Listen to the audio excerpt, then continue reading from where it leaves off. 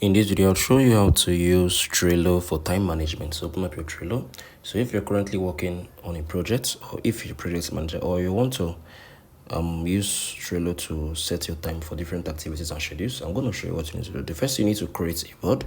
Once I've created a board, you can be able to add up different to-do activity lists on your board. So I'm going to create a new board now. I'll show you what I need to do. Okay, let me see.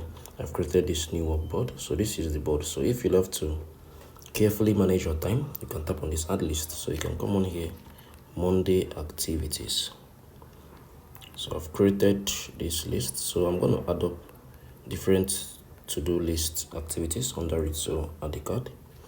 You can type in, let me see, wake up. Under here, pray, bath, breakfast.